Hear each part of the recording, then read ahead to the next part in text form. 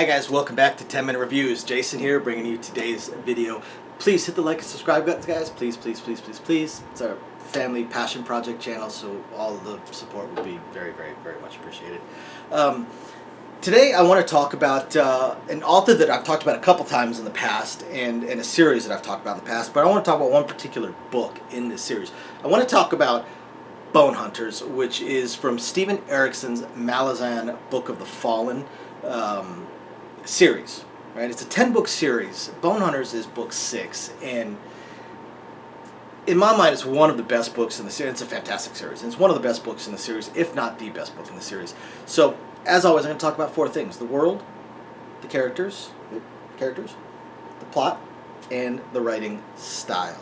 So, the world. The world is complex. I mean, this is a 10-book series, and he builds this absolutely amazing world in it. But it is a swords and sorcery, medieval type of world. They don't have guns, but they do actually have Moranth munitions that are basically grenades and napalm and stuff like that. But they're very, very specialized. And this world has so many different things to it. Your holds, your warrens, all these like alternate worlds almost that are key to the magic and things along those lines. So the world itself, extremely complex. I could not talk enough about just the races. There's so many of them, it's hard to keep track of, but he does, and they all play a part in this. Now the characters, there's another one. So many to talk about. We're 6 books into the series, and there's just so many characters, and all your favorites start showing back up. Kaelin Merkar shows back up. Of course, you've got Quick Ben showing back up. You've got Ganoa's parents showing back up. You've got Tavor parents showing up. Absalar, Cutter, Haborik, Karso Orlong, Akarium, or Carius, Mappo, even Iskal Pust. And then, of course, you've got your gods, your ascended humans, Cotillion and Shadowthrone and all these Opon.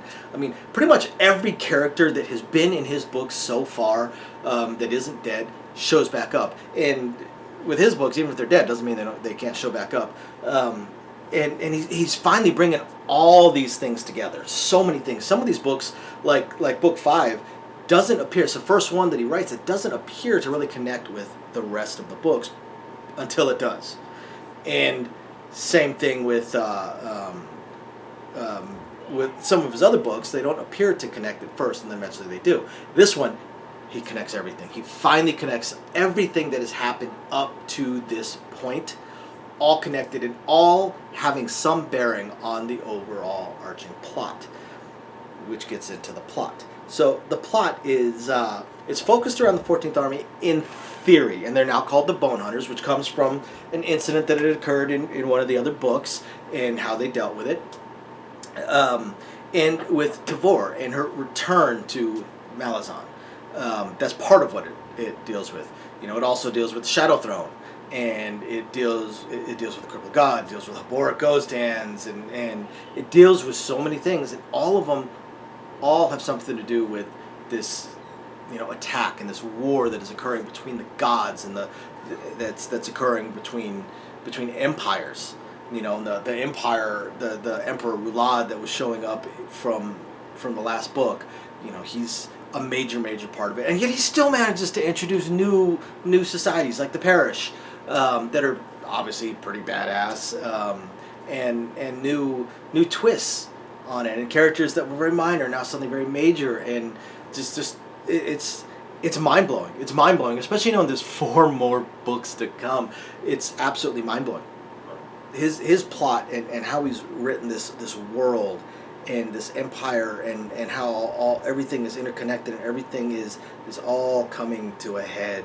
It's absolutely incredible.